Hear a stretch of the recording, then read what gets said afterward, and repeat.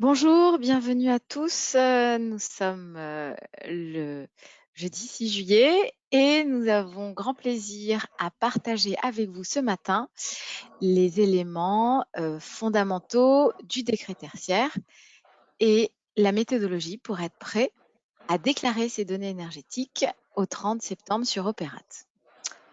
Il est 9 h, nous attendons encore quelques minutes, 2-3, pas plus. C'est promis pour ceux qui ont été à l'heure, pour que les derniers inscrits se connectent. Je vous donne donc rendez-vous à 9 h 03.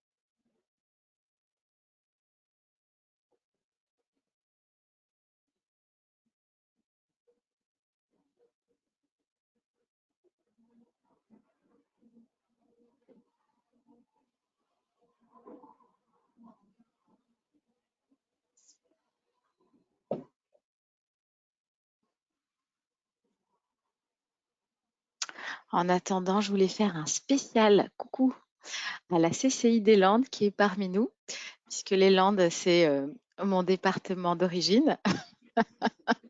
Donc, bienvenue à la CCI des Landes. Je sais qu'il y a une autre CCI, alors qu'on est dans le Grand Est, hein. Mais pour dire que finalement, de toute façon, le décret tertiaire concerne tout le monde. Et on est très heureux que d'autres régions se connectent à notre webinaire.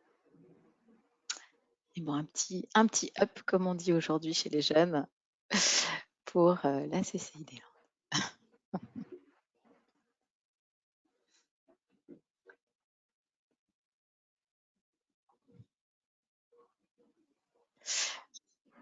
Bon, il est 9 h 03. Bienvenue à ce webinaire sur le décret tertiaire. Nous sommes ravis de vous accueillir pour 45 minutes autour du décret tertiaire. C'est notre pari pour qu'on puisse parler ensemble des fondamentaux de ce nouveau décret qui va changer beaucoup de choses pour les propriétaires de plus de 1000 m² ou les locataires dans ces bâtiments assujettis, et on va en prendre pour 30 ans. Donc, c'est un grand décret. Donc, le pari, c'est de pouvoir tenir 45 minutes pour échanger sur les grands éléments, et puis 15 minutes seront consacrées en fin de webinaire à vos questions. Si vous avez des questions au cours du webinaire, posez-les par écrit dans la petite fenêtre dédiée aux questions. Nathalie, qui sera notre modératrice aujourd'hui, lira les questions en fin de webinaire et j'y répondrai. Avec nous, nous sommes vraiment ravis d'avoir été invités par la CMA Grand Est pour parler avec vous du décret tertiaire. Je suis Sylvie Méran-Ifra, directrice marketing et impact de Sobre Énergie. Et Gauthier, je te laisse te présenter. Tu es notre hôte aujourd'hui. Tout à fait, merci Sylvie. Alors, je suis Gauthier Delorme et comme vous pouvez le voir, je suis au poste de référent technique sur deux sujets, l'énergie et la mobilité, au sein de la CMA Grand Est. Et donc, la CMA? Alors, pour présenter avec quelques détails le pass durable, c'est une offre, un accompagnement clé en main, avec différentes phases qui sont présentées ici, 4 grandes étapes. Dans un premier temps, des informations et des conseils de premier niveau qui peuvent prendre différentes formes, que ce soit sous le format présentiel ou distanciel comme aujourd'hui, dans le cadre de ce webinaire. Par la suite, on pourra aller un petit peu plus loin sur vos réflexions vis-à-vis de l'environnement. Donc, il s'agirait ici de faire un point sur vos besoins et sur vos pratiques grâce à différents états des lieux. Donc, ils peuvent être généralistes en prenant en compte tous les sujets environnementaux ou plus spécialisés. Donc, ça va être des états des lieux sur les sujets de l'eau, de l'éclairage en ce qui concerne l'énergie ou encore l'économie circulaire. Pour continuer sur l'offre, donc si l'intérêt pour vous se confirme, on pourra aller sur un accompagnement à la fois technique et financier. Donc vous donner des données un petit peu plus abouties, un petit peu plus poussées pour faire avancer votre projet et être accompagné. Et puis aller chercher des aides, différents dispositifs à la fois nationaux ou plus locaux pour pouvoir avoir un retour investissement intéressant pour votre projet. Et enfin, une étape de valorisation avec différents labels qui existent. Ils sont listés ici, Éco-Défi, Réparacteur pour les artisans de la réparation et Imprime Vert pour les imprimeries, afin de mettre en avant vos efforts vis-à-vis du développement durable et mettre en lumière votre entreprise dans cette démarche. On peut passer à la suite. Donc cette offre clé en main passe durable environnementale, elle est portée par différents conseillers chargés de mission qui sont répartis sur tout le territoire de la région Grand Est. Vous les voyez ici. Donc il y a aujourd'hui 8 personnes, en sachant qu'il y a une personne qui occupe à la fois les territoires des Ardennes et de la Marne, comme vous le voyez, sur la partie ouest, et puis une autre personne pour l'Aube et la Haute-Marne. Donc si vous avez des questionnements, des enjeux auxquels vous souhaitez répondre au sein de votre entreprise, n'hésitez pas à prendre contact avec ces personnes et elles pourront vous conseiller et vous accompagner dans vos différents projets. Super. Bah, écoutez, c'est vraiment très intéressant. On se rend compte que tout le développement durable, l'énergie et l'eau, c'est des projets à très long terme. Et donc, les entreprises vont avoir besoin d'acteurs comme la CMA, justement, pour les accompagner à très long terme sur l'organisation et peut-être le financement pour Tout à voir fait. aboutir ces projets très importants pour la planète, pour le développement durable, pour le développement tout court, pour une Et nouvelle puis pour façon de soi. faire l'économie. Voilà, absolument. Alors, nous, très rapidement, donc nous avons été invités par vous, on est très contents, mais qui nous sommes? Alors, nous sommes une filiale de la Banque des Territoires du groupe La Poste et d'Egis. Egis est un bureau d'études qui appartient à la Banque des Territoires, donc on est vraiment, nos deux parents sont la Caisse des dépôts et le groupe La Poste. Et notre raison d'être, c'est de vous accompagner pour réaliser des économies d'énergie et réduire votre empreinte carbone concernant les bâtiments, puisqu'aujourd'hui, les bâtiments, c'est 44% de la consommation énergétique au total sur notre territoire et est responsable de 3% des émissions GES. Donc, on parle souvent de véhicules pour tout ce qui est gaz à effet de serre, mais les bâtiments également sont autant impliqués dans cette émission-là. Notre métier, c'est de faire converger donc les bâtiments, bien sûr, parce que c'est de là où tout vient, les data, puisqu'on va mesurer les performances de ces bâtiments, et les hommes, parce qu'on va vous accompagner aussi autour de ces mesures pour faire émerger la transition énergétique. Alors, on a été classé incontournable puisque bon, ça fait déjà 5-6 ans que nous intervenons sur le sujet et nous avons comme grands clients du privé comme du public, puisque le décret tertiaire dont on va vous parler aujourd'hui concerne les deux entités économiques, privées et publiques, pour peu qu'on soit propriétaire de 1000 m². Comment le faisons-nous? On vous a parlé de data tout à l'heure. Nous avons une plateforme de mesure et de pilotage des bâtiments, c'est-à-dire qu'on va mesurer l'ensemble des données énergétiques à partir de vos factures, à partir de vos compteurs, quelquefois de sous-compteurs si vous voulez isoler certaines surfaces, à partir d'index et à partir de capteurs, donc vraiment tous les éléments d'information concernant l'énergie consommée par votre bâtiment. On va les consolider, on va les fiabiliser, parce que vous n'êtes pas sans savoir qu'une facture sur 5 comporte des erreurs. Donc, on va pouvoir multiplier les sources de mesure pour avoir les bonnes données. Et pour le décret tertiaire, il faut commencer par les bonnes données. Et puis ensuite, on va identifier bien, là où il y a un dysfonctionnement, là où ça ne marche pas. Et ensuite, dans un troisième temps, comme on va le voir, vous allez déclarer vos données énergétiques sur une plateforme qui s'appelle Opérate, qui est la plateforme, on va dire, tour de contrôle du décret tertiaire. Et dans cette plateforme, on va vous donner les objectifs que vous devez atteindre d'ici 2030. On va prendre la première échéance. Pour pouvoir atteindre ces objectifs, il va falloir mettre une trajectoire et mettre un certain nombre d'actions en place. Et cette plateforme vous aide dans ce calcul de trajectoire et le conseil des différentes actions à mettre en place pour atteindre les objectifs. Donc, sur cette plateforme que nous avons appelée Marc, vous avez la possibilité d'avoir une vision globale de vos bâtiments, de votre parc. Je ne sais pas si parmi vous, vous avez un bâtiment, deux ou plusieurs bâtiments, enfin, à surveiller. Et puis, bâtiment par bâtiment, une vision, on va dire, spécifique, puisqu'on le verra aussi dans le décret tertiaire.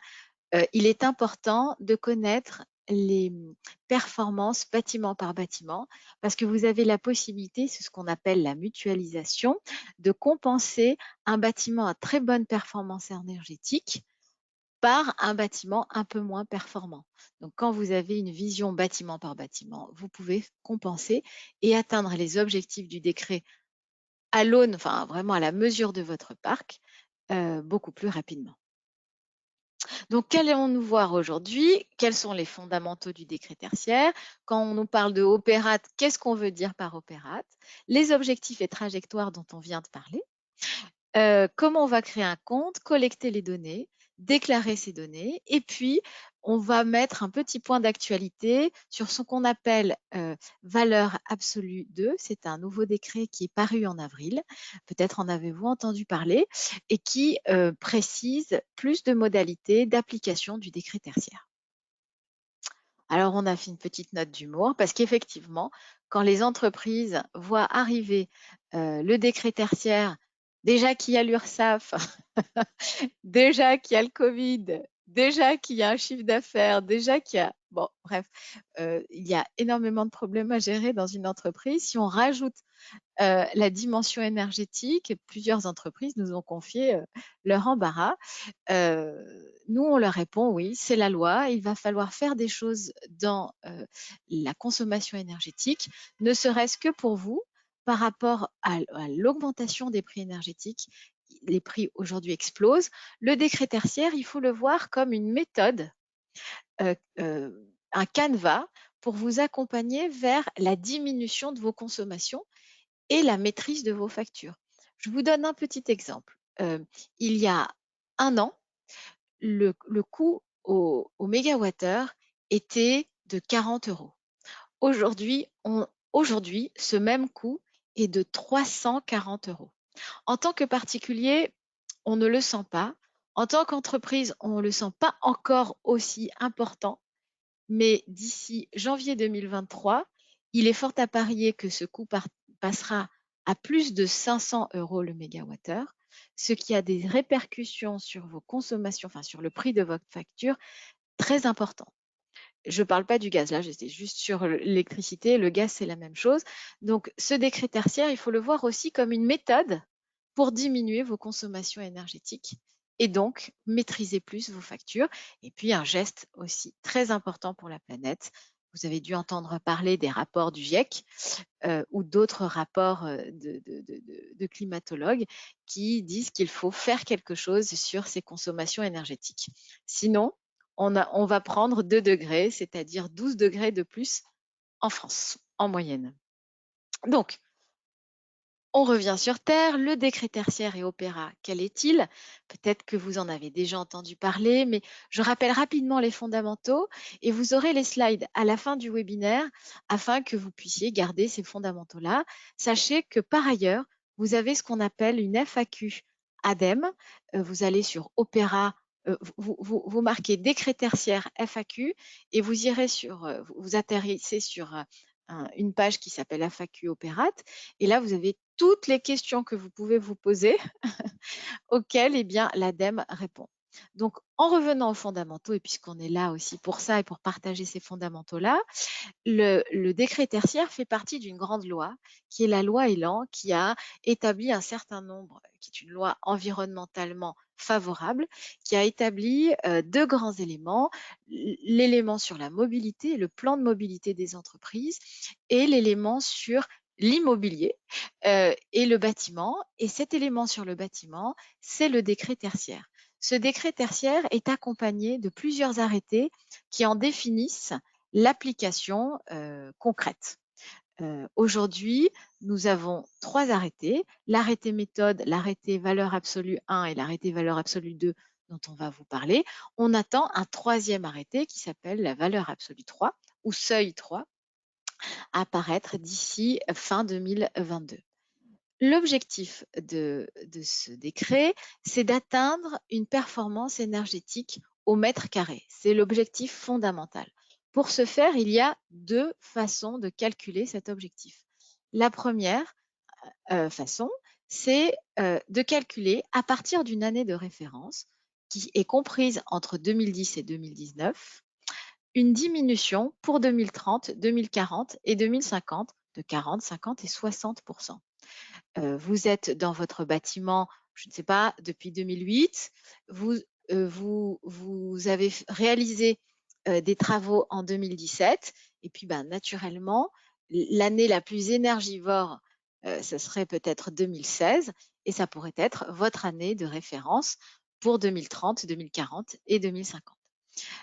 Et c'est ce que nous vous conseillons. Vous venez d'emménager dans un bâtiment neuf. Effectivement, il n'y a pas d'année antérieure et donc vous allez vous focuser sur une valeur absolue au mètre carré en fonction de votre activité. Et c'est à ça que servent les décrets seuil ou valeur absolue. Ils vont déterminer le nombre de kilowatts au mètre carré cible de ce décret tertiaire. Et donc, quand vous allez déclarer vos données, vous allez avoir une attestation de déclaration de données et un calcul des objectifs, soit en valeur relative, soit en valeur absolue, mais les 2 figurent sur votre attestation.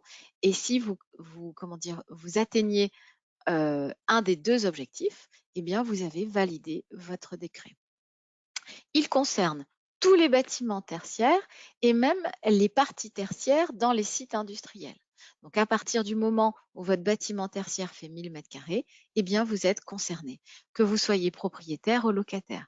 Et même pour les locataires, ceux qui se trouvent dans un bâtiment, par exemple, vous louez une surface de 500 m² dans un bâtiment de bureau de 3000 m², même si vous n'avez que 500 m², vous faites partie de ce qu'on appelle les entités fonctionnelles de ce bâtiment et vous êtes assujetti. Ça veut dire que finalement, tout le monde est plus ou moins assujetti à ce décret tertiaire. Propriétaire et locataire, je viens de le dire. Et puis Opérate va définir donc cet objectif et à vous de déterminer un programme d'action pour atteindre cet objectif. Donc, toutes les activités tertiaires, nous avons certains clients qui nous disent « Eh bien, moi, j'ai des bureaux, j'ai un atelier de réparation et j'ai un entrepôt logistique. » Ce sont 3 activités tertiaires que vous allez cumuler pour faire l'ensemble de votre déclaration. Quand vous allez déclarer, on va vous donner des sous-catégories d'activités. Donc, vous allez mettre bureau, atelier de réparation et entrepôt de stockage. Et on va calculer votre objectif sur cette entité, sur cet ensemble qui va faire 1000 m², en fonction de ces 3 activités. Opérate. Donc, Opérate, ça vaut pour Observatoire de la performance énergétique de la rénovation et des actions du tertiaire. Ça permet de suivre les obligations du décret puisque vous allez devoir déclarer tous les ans vos données énergétiques, les évolutions en fonction des actions que vous avez réalisées, mais aussi en fonction des usages. Par exemple, nous, on a des clients qui nous disent, alors, attends, comment on va faire pour baisser la consommation alors qu'on a embauché 10 personnes en plus, on a 100 mètres carrés en plus et on a 2 machines supplémentaires? C'est impossible de baisser la consommation énergétique. Et là, on vous répond, eh bien, au fur et à mesure de vos déclarations, les objectifs sont recalculés et c'est pour ça qu'il faut le déclarer tous les ans. Et puis, Opérate, c'est aussi un moyen de vérifier si vous avez été sérieux sur vos déclarations et sur la trajectoire des objectifs. Et en troisième, ça permet également d'avoir un immense benchmark sur les bâtiments que vous avez qui sont similaires à d'autres bâtiments pour voir dans quelle tranche où vous vous situez en termes de consommation énergétique. Donc, que faire? Parce qu'il y a un process.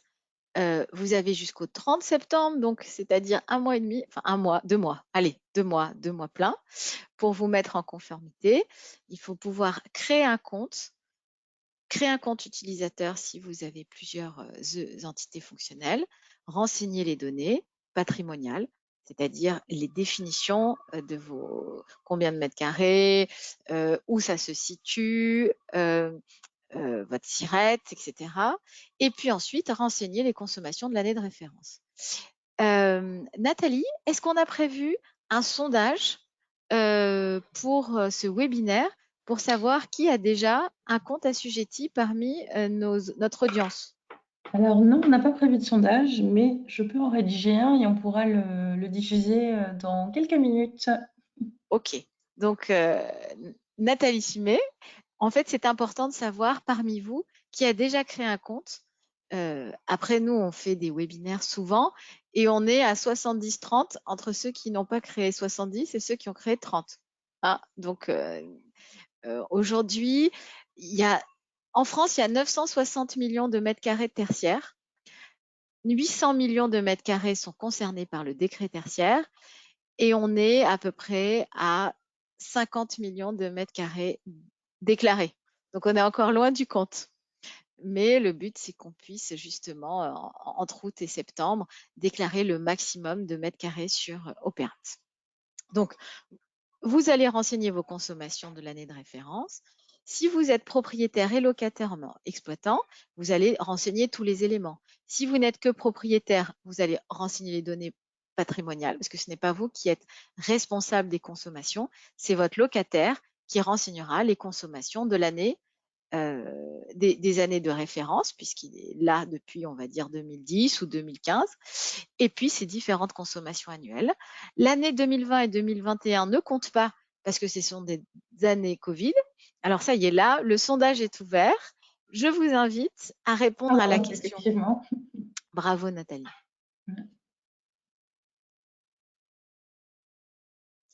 Comme le sondage est ouvert, il n'y a plus d'écran.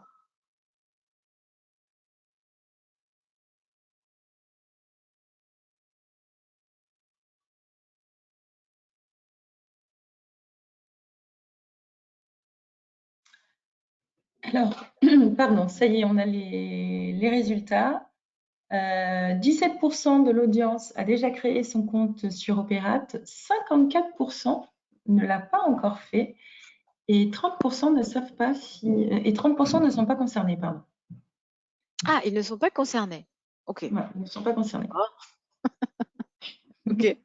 Peut-être qu'ils ne le savent pas encore, mais bon. Oui. Donc, en fermant le sondage, on peut revenir. Ah, je vais le fermer. Oui. Hop, donc, super. Bon, en tout cas, 54%. Combien l'ont déjà créé, Nathalie, excuse-moi? 17. 17. Bon. Bravo aux 17%.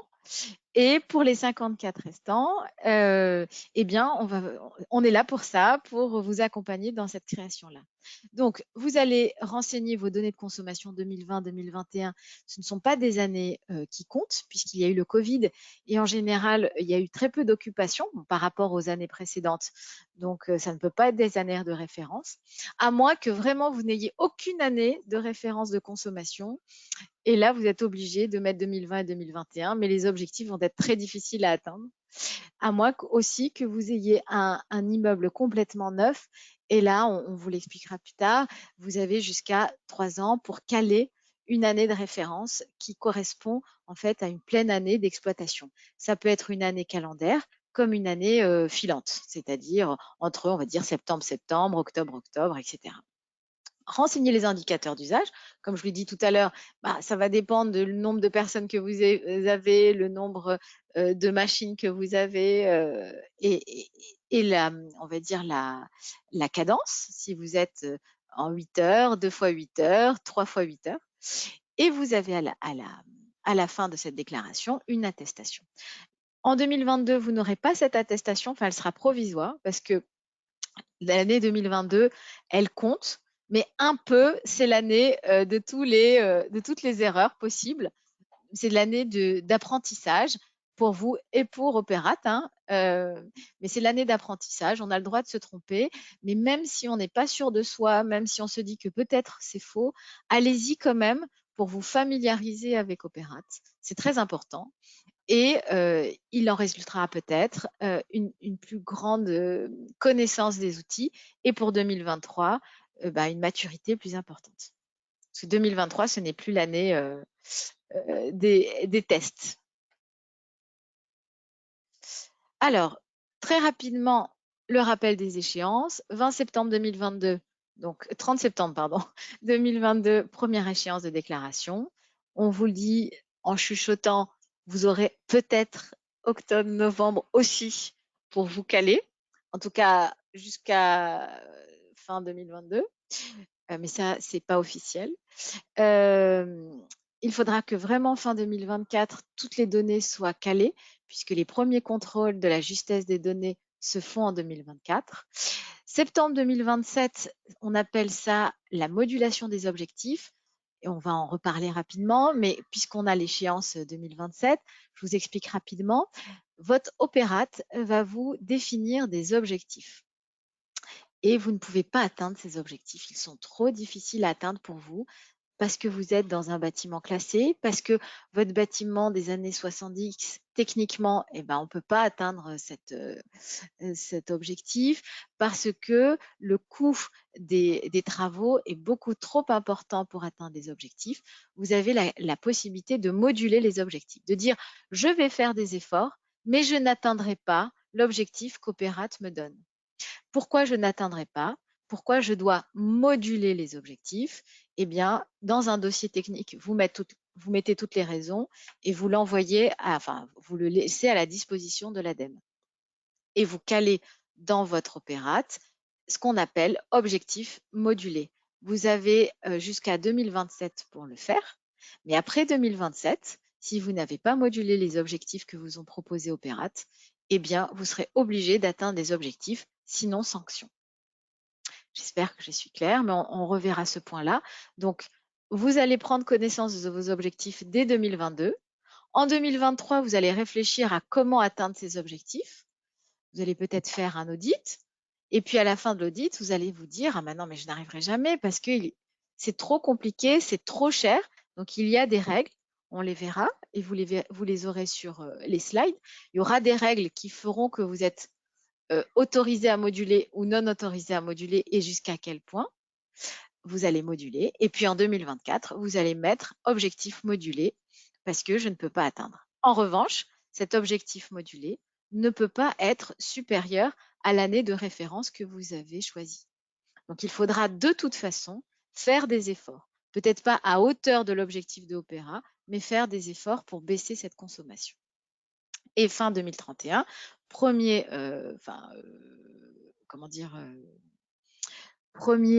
contrôle pour voir si vous avez atteint les objectifs. Donc, alors, très rapidement, parce que le temps tourne et que je veux que vous soyez les champions des noms qui figurent sur votre attestation, on va dire de la sémantique autour du décret tertiaire. Donc, vous allez voir CREF, CRELAT, CAPS. Mais qu'est-ce ceci? CREF, c'est cette fameuse consommation énergétique de référence par rapport à l'année de référence que vous avez choisie entre 2010 et 2019. Vous pouvez vous adresser à Enedis ou à GRDF afin qu'ils vous donnent les historiques de vos consommations entre 2010 et 2019 afin que vous choisissiez, bien sûr, l'année de consommation la plus importante pour pouvoir faire vos diminutions, vos trajectoires. Et cette diminution, ces différents jalons dans la trajectoire, ça s'appelle des consommations énergétiques relatives, c'est-à-dire celles qui vont atteindre les 40, 50 et 60%, qu'on appelle des crélates. Et donc, vous avez des points de rendez-vous 2030, 2040, 2050. Vous allez peut-être me dire, mais où je serai en 2050, où je serai en 2040? Effectivement, on se dit tous ça, mais la trajectoire est déterminée jusqu'à 2050, puisque peut-être que vous le savez, on a une stratégie nationale bas carbone qui veut qu'en 2050, il y ait 0 émission de carbone. Et comme la production énergétique des bâtiments est à 33% responsable de cette production de carbone, eh bien, c'est pour ça qu'on a mis ces jalons-là pour suivre cette stratégie nationale bas carbone. Et la CAPS, eh bien, la consommation énergétique absolue, c'est cette fameuse valeur absolue ou seuil, comme on l'appelle. Donc, la CAP, c'est cette valeur cible au mètre carré, le nombre de kilowattheures au mètre carré, selon que vous soyez dans le sud, dans le nord, dans l'est, dans l'ouest. Vous êtes dans l'est. Donc, parce que vous êtes dans l'est et que vous avez une certaine altitude, eh bien, on va calculer cette consommation absolue. Ce calcul se fait dans ces fameux arrêtés dont je vous ai parlé, qui vont définir, en fait, en fonction de là où vous êtes avec ce qu'on appelle les données journalières de la météo, avec la météo et l'altitude, plus votre code NAF, c'est-à-dire l'activité, eh bien, vous avez une valeur cible au mètre carré. Et on peut applaudir la volonté d'exhaustivité de la part du ministère qui va pointer code NAF par code NAF toutes les activités pour leur donner une valeur absolue cible. Donc, une fois que vous avez tous ces éléments, il va falloir que vous disiez, finalement, suis-je assujetti, suis-je pas assujetti? Parce que dans les 30% des réponses, il y a des gens qui se sentent finalement pas assujettis. Eh bien, si vous êtes locataire d'une propriété de plus de 1000 m², eh bien, vous êtes assujetti. Et ça, on en a parlé. Une fois que vous dites, je suis assujetti, parce que si je ne suis pas assujetti, vous sortez. Après, c'est pas évident de sortir du dispositif. Le ministère conseille, pour même les gens qui ont moins de 1000 m², de s'inscrire quand même sur Opérate, sachant que ce seuil de 1000 m² est amené à diminuer. Et vous n'aurez pas d'objectif calculé puisque vous aurez moins de 1000 m², mais vous aurez déjà votre compte, ça ne vous coûte rien. Donc, une fois que vous êtes assujetti, donc pour ceux pour qui ça compte et qui sont aussi la cible non, parce que c'est négatif, mais pour ceux qui sont au cœur du dispositif, il va falloir que vous rassembliez votre historique de consommation avec les factures de fournisseurs et vous les demandez donc à Enedis et à GRDF. Et puis, il va falloir effectivement que vous sachiez quelles actions de performance énergétique vous avez engagées avant 2020. Pourquoi? Parce que pour déterminer l'année de référence la plus pertinente, eh bien, il faudra trouver une année un petit peu avant les travaux de rénovation que vous avez faits, les actions de réglage que vous avez fait. Parce que cette année avant va être plus énergivore. Donc, on l'a déjà dit. Et puis, effectivement, l'éventuelle évolution des usages et des surfaces d'activité. Donc, une fois que vous allez déclarer sur Opérate, vous allez avoir une note. Et cette note, elle s'appelle la note éco-énergie tertiaire. Pourquoi éco-énergie tertiaire? Parce que le décret tertiaire, c'est le nom technique et le nom d'usage, c'est la note éco-énergie tertiaire. Donc, elle est annuelle. Elle doit être rendue publique. Vous voyez des petites feuilles. Donc, on comprend aisément que la feuille noire, eh ben, c'est la cata, et les 3 feuilles vertes, eh ben, c'est un super bâtiment. Pourquoi c'est important? Bon, c'est important par rapport aux efforts que vous aurez faits. C'est important aussi par rapport aux locaux que vous allez louer prochainement. Quand vous allez louer les locaux, à partir de maintenant, il va falloir demander à votre bailleur, eh bien, quelle note éco-énergie tertiaire ce bâtiment a. Parce que quand vous avez un loyer de X et que c'est un bâtiment complètement noir, et que vous saurez que vos consommations énergétiques eh bien, seront importantes parce que les fenêtres ne sont pas isolées, la toiture n'est pas isolée, etc., eh bien, vous allez pouvoir activer la négociation. C'est un levier de négociation de loyer. Donc aujourd'hui, cette note éco-énergie tertiaire, elle est importante pour vous en tant qu'acteur économique, mais elle est aussi importante dans vos choix de bâtiments, de prochains bâtiments à louer.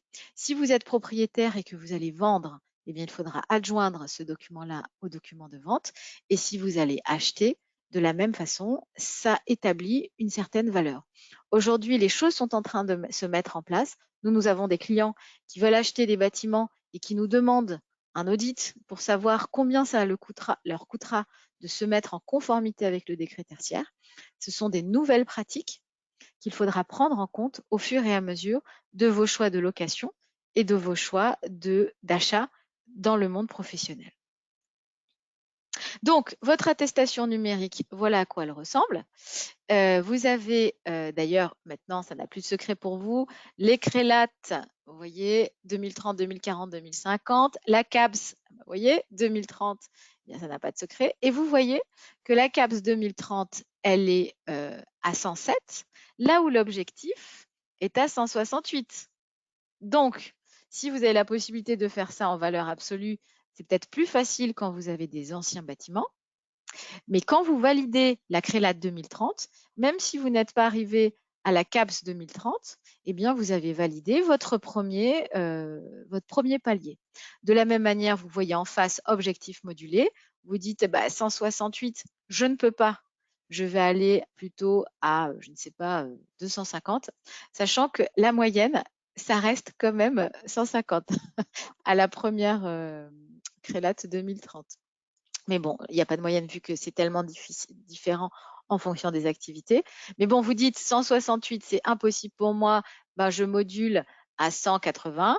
Vous voyez, il y a objectif modulé, 180. Vous avez la possibilité de le moduler pour 2030 avant 2027. Et donc, ça, c'était le recto.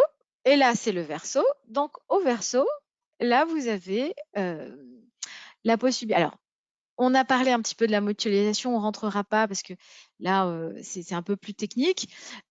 Vous êtes propriétaire d'un bâtiment et vous avez plusieurs locataires. Chaque locataire va rentrer ses consommations.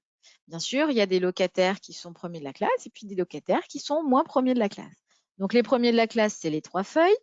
Et les moins premiers de la classe, c'est, on va dire, la feuille grise. Bon, non, là, la feuille grise, ça veut dire qu'il n'y a pas d'entité fonctionnelle.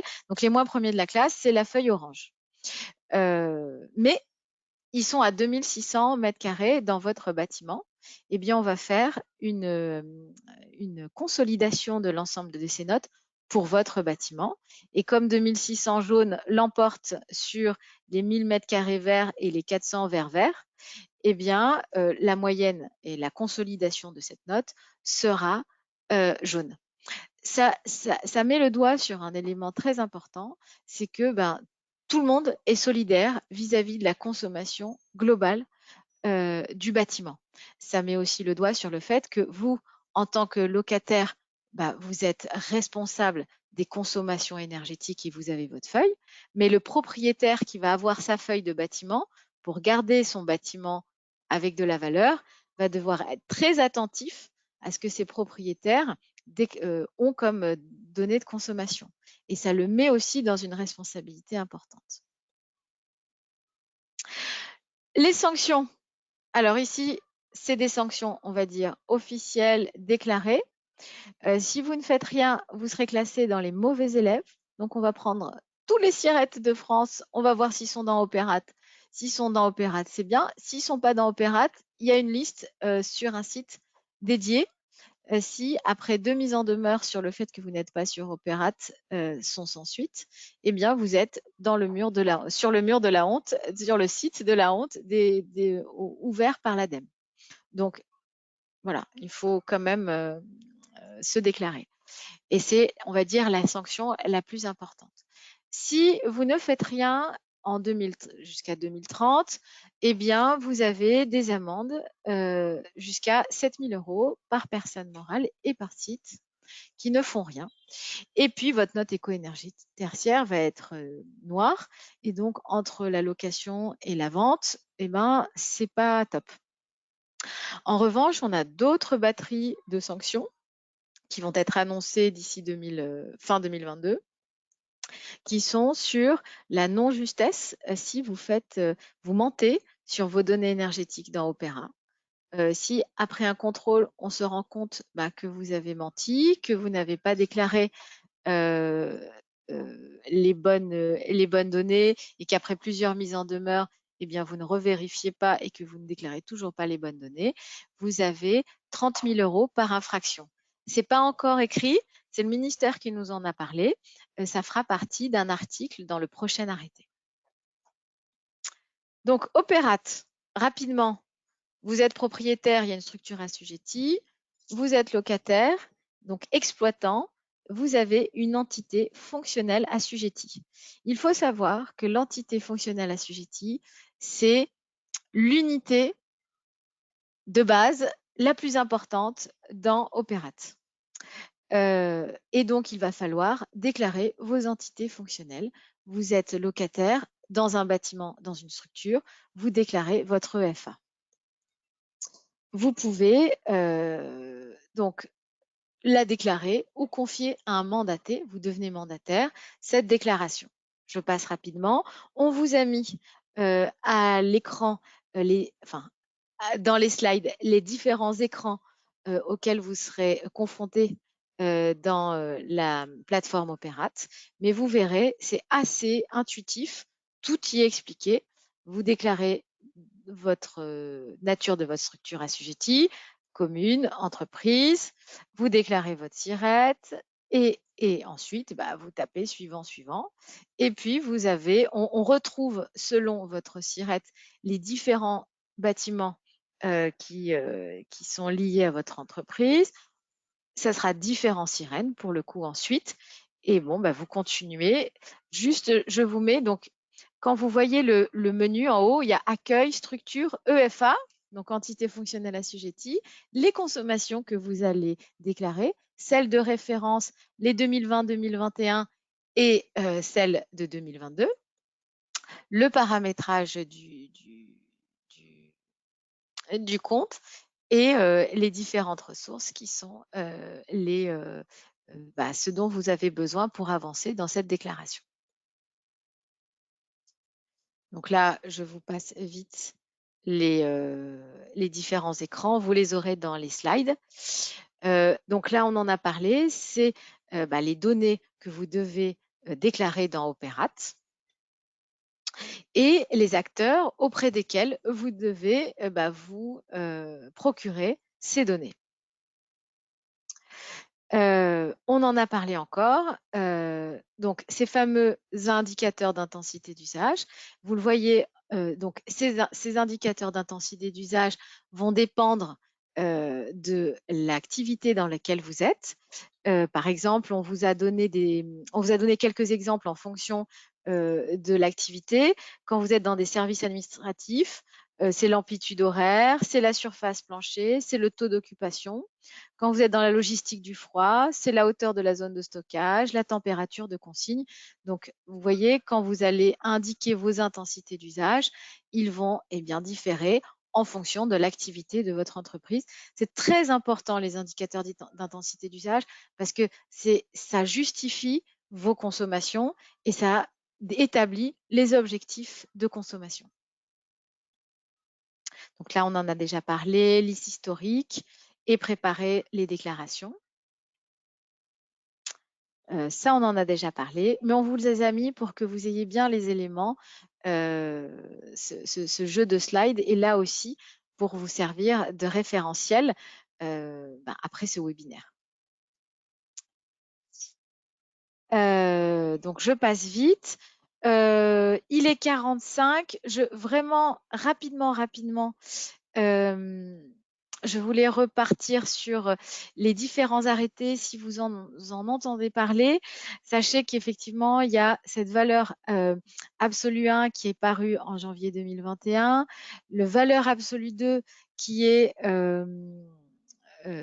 paru en avril 2022 et qui a redéfini un certain nombre d'éléments, et le valeur absolue 3 qui est attendu pour fin 2022. Alors, beaucoup de nos clients nous disent, mais nous, on fait partie, par exemple, il y a certaines activités comme l'activité commerciale, comme la logistique à température ambiante, les hôpitaux n'ont pas encore leurs données CAPS. Et le fait qu'ils n'aient pas encore leurs données CAPS fait qu'ils ne peuvent pas indiquer la valeur absolue qu'ils veulent atteindre. Et donc, vous ne l'indiquez pas. De toute façon, pour ceux qui sont concernés, ça sera automatiquement rempli sur Opérate si ça n'est pas publié avant septembre. Et si c'est publié avant septembre, le problème ne se pose plus.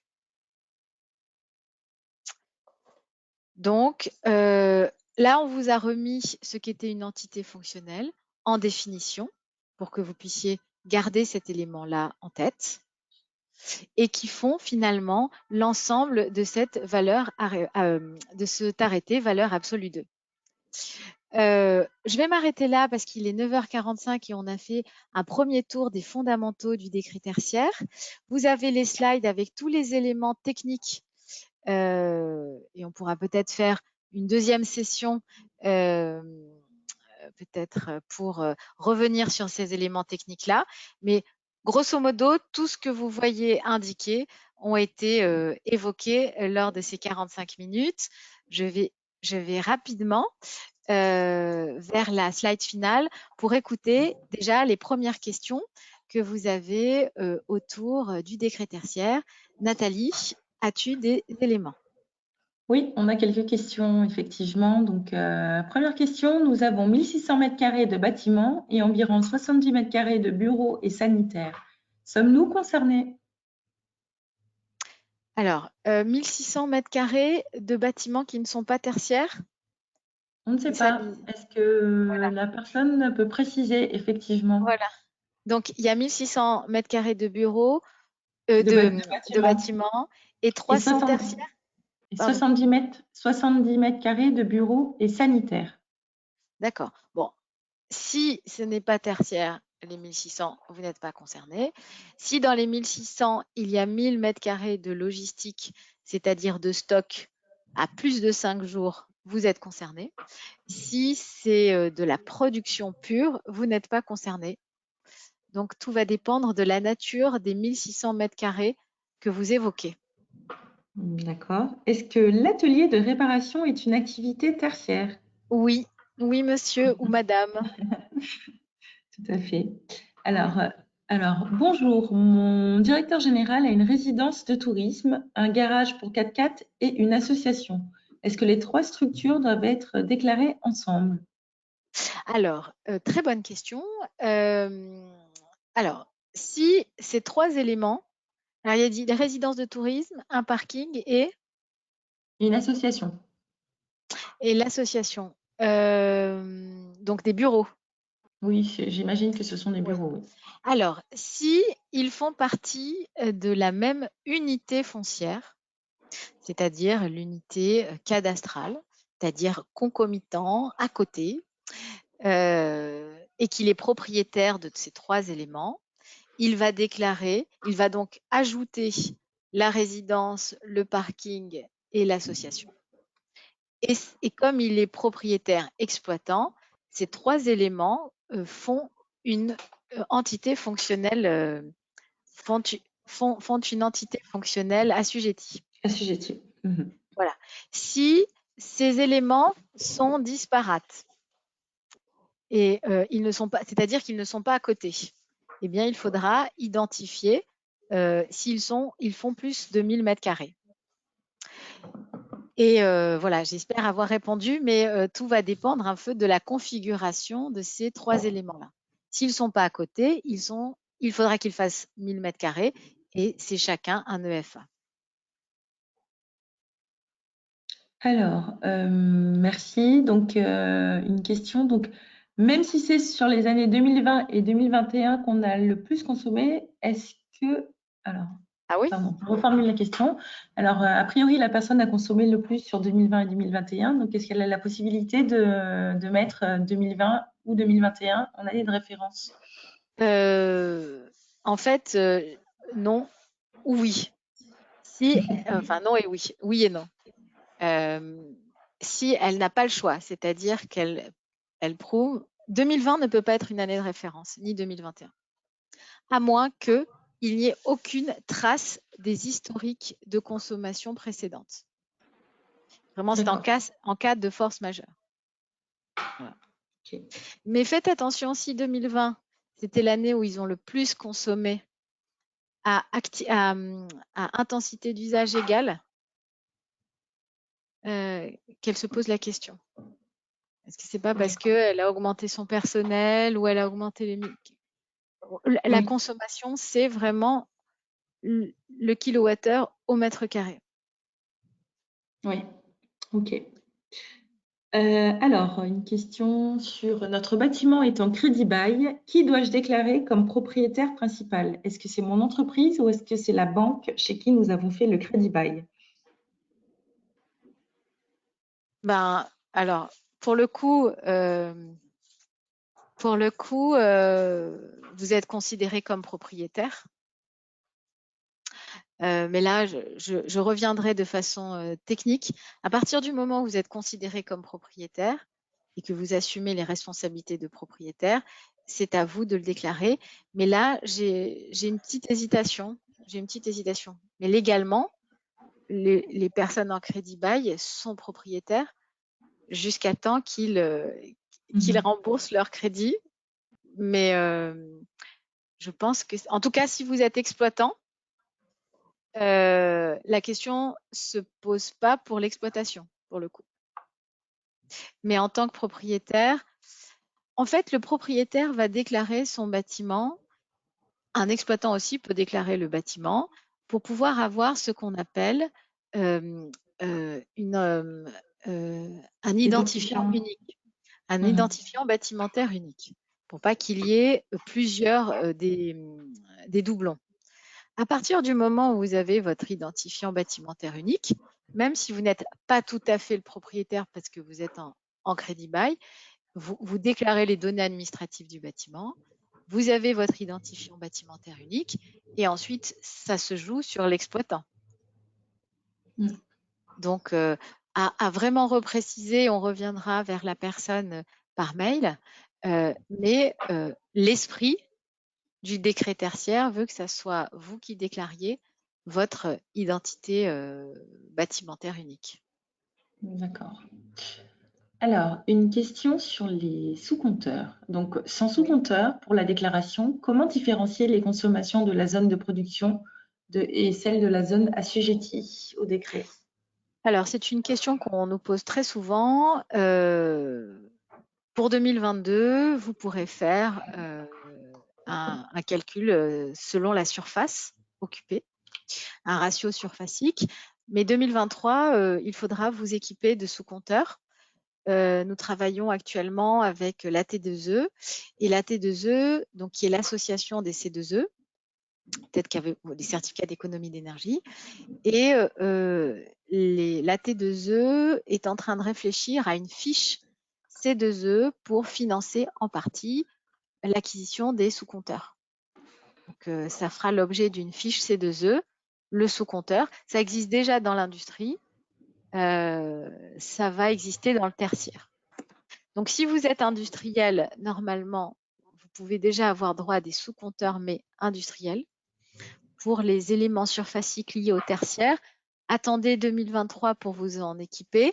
Ça fera l'objet d'une fiche C2E et n'en achetez pas avant que la fiche paraisse, quoi.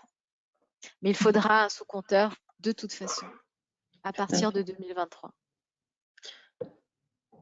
Merci Sylvie. Alors, une question. Alors, dans le cas d'une reconstruction totale, alors c'est un collège, comment prendre en compte les surfaces et consommations anciennes et nouvelles dans Opérat? Alors, c'est rénovation ou destruction et reconstruction complète? Reconstruction totale, oui, donc a Eh ben, priori, ça a été décrit. ok. Eh bien, Ouais. c'est considéré comme un immeuble neuf. Donc, vous n'avez rien à faire à part attendre le fait que les travaux se terminent. Vous avez dans le dernier décret le fait que l'année de référence, donc une fois que vos travaux sont livrés, on va dire qu'ils vont être livrés, l'école va être livrée en 2000, allez, on va dire 2023, d'accord? Donc, il faudra déclarer la première année d'exploitation. L'école est livrée septembre 2023 et commence son exploitation septembre 2023. Vous allez déclarer la première année septembre 2023, septembre 2024. Et ensuite, vous avez jusqu'à 3 ans pour caler la bonne année de référence à horizon 2030 et 2040 sur une année pleine dès que les bâtiments est dans sa pleine exploitation normale. D'accord. Vous pouvez changer d'année de référence pendant 3 ans. Sous-question de cette question, et si ça a été livré en 2019? Alors, si ça a été livré en 2019, vous prenez alors, si elle est complètement neuve, si c'est ouais, c'est vrai que c'est un peu. Si c'est complètement neuf, vous pouvez donc vous allez déclarer 2019. Si ça a été livré, je ne sais pas, en septembre 2019, eh bien vous avez septembre 2019, septembre 2020 que vous allez déclarer. Et vous avez voilà. Donc ensuite, effectivement, vous pouvez prendre l'année de référence, la première, soit l'année qui suit, soit l'année d'après, en fonction finalement des consommations que vous jugerez les plus en adéquation. Mais vous avez le droit, pour le coup, de prendre une des 3 années d'exploitation. Donc, on va dire septembre 2019 à septembre 2020, de septembre 2020 à septembre 2021 et de septembre 2021 à septembre 2022. Voilà. Ça, vous avez le droit. Parce qu'il n'y a pas d'autres années. D'accord. Donc, vous pouvez prendre l'année calendaire. Donc, on ne tient pas compte de l'ancien bâtiment, effectivement. Ah ben non. S'il est complètement détruit, il n'existe plus. En revanche, s'il est rénové, ce n'est pas la même chose. D'accord. Très bien. Merci. On espère avoir répondu à vos questions. Alors, est-il possible de faire une estimation des consos process via les puissances process?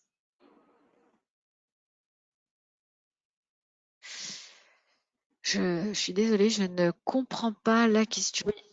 Est-ce que vous pouvez préciser votre question, s'il vous plaît? Moi, non. En fait, est-ce que c'est par rapport aux puissances souscrites? Est-ce que c'est l'abonnement aux puissances souscrites? Est-ce que c'est de ça que la personne veut parler? Monsieur, pouvez-vous préciser votre question, s'il vous plaît? Parce que bon, j'ai un début de réponse. Si c'est les puissances souscrites de vos abonnements, effectivement, c'est une des parties de Conso. On vous conseille fortement de l'accompagner, cet élément, de ce que vous donne le compteur pour pouvoir. Parce qu'il est très fréquent que l'abonnement en puissance souscrite soit un peu plus supérieur aux réelles puissances consommées. Donc, le but, c'est de déclarer les données de consommation réelles et pas les puissances souscrites. Oui. Je ne sais pas si ça répond aux questions. Puisque ça sera les données de consommation et pas les abonnements qui seront. Parce que ça pourrait être, je déclare mes abonnements puissance souscrite en 2018, et puis je change d'abonnement et mais ça ne correspond pas à mes données. En général, les abonnements de puissance souscrite se font en fonction d'une statistique prévue de conso, mais pas nécessairement de conso elle-même. Donc, à repréciser la question, si c'était ça ou pas. D'accord, moi, si j'ai peut-être plus de précisions, je reviendrai sur cette question. Donc, une question sur, nous avons doublé la superficie, pardon, début 2020, et donc la consommation. Donc, quelle référence prendre? Nous avons doublé La superficie et donc la consommation. Ouais. Donc, Eh quelle ben, référence prendre? alors, on va dire logiquement, de toute façon, vous avez changé vos intensités d'usage, mais les objectifs sont calculés en proportion des intensités d'usage. Donc, vous pouvez toujours prendre 2017, 2016, si toute chose égale par ailleurs, la consommation au mètre carré était plus importante que celle de 2019 où vous avez doublé, mais en proportion. J'espère que j'étais claire. Je vais repréciser ma question. Comme vous avez en effet augmenté vos intensités d'usage, cela n'empêche pas d'avoir une vision au mètre carré précise par rapport à votre façon de consommer. Il m'est impossible de répondre à cette question comme ça. Il faut vraiment alors là, pour le coup, et c'est ce que je vous disais au début, il faut pouvoir établir des stratégies de management de l'énergie et des stratégies par rapport à cette déclaration et ce décret. Effectivement, si vous avez doublé, ça ne correspond plus du tout aux années précédentes. On serait tenté de dire, on commence par 2020, qui va être l'année la plus importante puisque vous avez doublé. Imaginez que d'ici, que c'est quelque chose qui,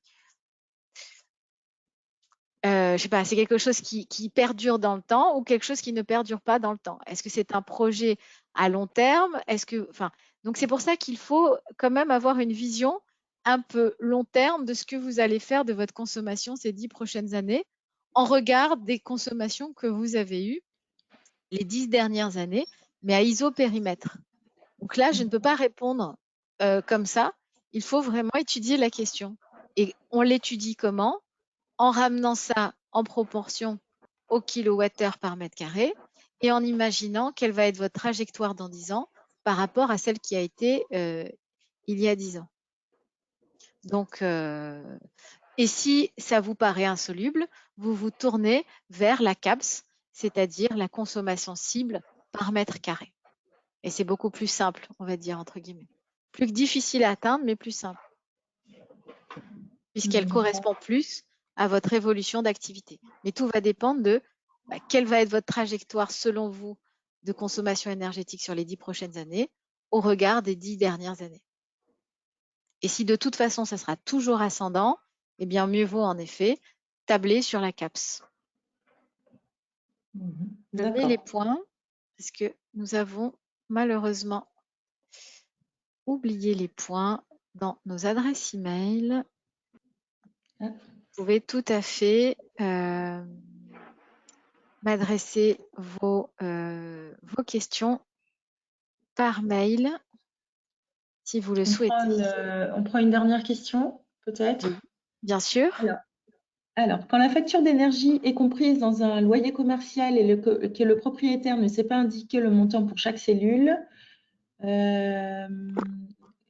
on est d'accord que, vu que c'est une surface de plus de 1000 m², que le locataire doit faire sa déclaration sur Opérate. Mais comment est-ce qu'il choisit son année de référence? Excuse-moi, Nathalie, peux-tu reposer la question? Je n'ai pas suivi la formulation.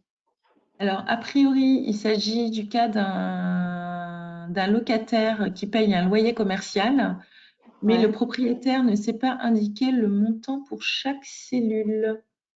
Et donc, il doit comment choisir son année de référence. Alors, je pense que, en fait, le propriétaire ne sait pas. Alors, le locataire est arrivé. Le locataire est arrivé à un moment dans sa location. On va dire que vous êtes arrivé en 2017 dans cette location. D'accord? Vous êtes locataire de plus de 1000 m². Okay. Vous devez déclarer vos consommations pour votre entité fonctionnelle assujettie, on va dire de 1000 m². C'est vos consommations à vous, locataires, annuelles, qui fera preuve qui sera sur la trajectoire de la diminution des consommations. Et c'est à vous de déclarer votre année de référence par rapport à à votre occupation des lieux. Ce n'est pas à votre propriétaire. Maintenant, vous ne connaissez pas votre consommation énergétique. Et le propriétaire non plus. Bon. Bah déjà, il va falloir qu'il demande à Enedis et à GRDF s'il y a de l'électricité et s'il y a la consommation pour cet immeuble, on va dire. Parce que j'entends dans la question qu'il n'y a pas de sous-compteur par locataire. Oui, visiblement. Donc, il va demander à Enedis les années de consommation entre 2010 et 2019, puisque peut-être que c'est que de l'électricité. On va parler de ça. Parce qu'attention, le décret tertiaire, c'est toute source d'énergie confondue. Électricité, gaz, mazout, etc. Donc, on va dire que vous n'avez que de l'électricité, que vous êtes locataire depuis le 2017 et vous n'avez aucune idée des consommations énergétiques. Donc, votre propriétaire va demander pour ce qu'on appelle son PDL, son compteur, l'ensemble des consommations énergétiques, d'accord, de son compteur. Il va les recevoir. Vous, sur, je ne sais pas, les 8000 m² de bâtiment, vous occupez 1000 m². Donc, pour l'instant, vous pouvez dire, eh bien, sur les 8000 m², j'occupe 1000 m², donc c'est un huitième de... c'est pas un huitième, pardon. Bon, bref, vous avez compris. C'est la proportion de mes 1000 m² sur les 8000. OK. Donc, vous en 2022, vous dites, ben voilà, moi, locataire de 1000 m² sur mon EFA, c'est 1000 m². Comme j'occupe 1000 m² sur les 8000 m², donc, eh bien, ma facture, ma consommation, parce que je n'ai aucune facture, correspond à un huitième de la consommation générale de l'immeuble. Ça, c'est la première chose. Mais demain, vous vous rendez compte que ça ne correspond pas et que vous n'avez rien pour prouver que ça correspond à un huitième, à part le calcul surfacique, eh bien, il va falloir prendre un sous-compteur pour votre local et déclarer ce que le sous-compteur vous indique. On va dire que c'est l'esprit. Maintenant, on n'a pas épuisé tous les moyens d'évaluer la consommation énergétique de votre 1000 m², mais vous devez déclarer les 1000 m². Vous devez déclarer votre proportion par rapport à l'ensemble si votre propriétaire n'a pas. Vous devez demander les historiques de consommation à Enedis et GRDF s'il y a gaz et électricité, prendre la proportion et ensuite installer un sous-compteur à partir de 2023. J'espère que c'était clair. Merci beaucoup, Sylvie. Je pense qu'on a répondu à l'ensemble des questions. On a fait le tour. N'hésitez pas, si vous avez des questions un peu plus précises, à les adresser donc effectivement aux adresses mail qui sont affichées. Absolument, on est à votre disposition pour répondre de façon plus précise aux questions que vous vous posez sur le décret tertiaire. Je me tourne vers Monsieur Delorme. Si vous souhaitez peut-être à la rentrée voir des éléments un peu plus spécifiques, parce que vous vous êtes exercé à Opérate, que d'autres questions vous viennent à l'esprit et que vous voulez envisager certains sujets, tournez-vous vers Monsieur Delorme, tournez vos questions et vos demandes de points plus spécifiques et nous pourrons réorganiser, si Monsieur Delorme le souhaite, un deuxième webinaire qui viendra apporter plus de précision aux éléments. Parce que là, effectivement, on a vu vraiment les fondamentaux. Ensuite, il faudra envisager des choses plus techniques et vos questions sur un peu le reflet de ces choses techniques. La gestion après la déclaration, donc vous avez déclaré, mais alors après, qu'est-ce que vous faites? Donc c'est un deuxième temps et on pourra peut-être réintervenir. Voilà. Écoutez, en tout cas, avec plaisir. Merci, Et, Monsieur Delorme, pour cette invitation. ouais, je tiens à vous remercier pour votre présentation très complète et qui a su, je pense, répondre à beaucoup de questions des entreprises. Et une petite précision sur l'adresse mail qui est indiquée, il y a bien évidemment un point à la fin. Ah oui, Grandes.fr. Ah oui, je vais le remettre. En effet, vous avez raison. Et donc, Merci beaucoup. à très bientôt. Et puis, très bonne journée à vous tous. Bonne journée à toutes et tous. Au revoir. bonne Au revoir. journée. Au revoir.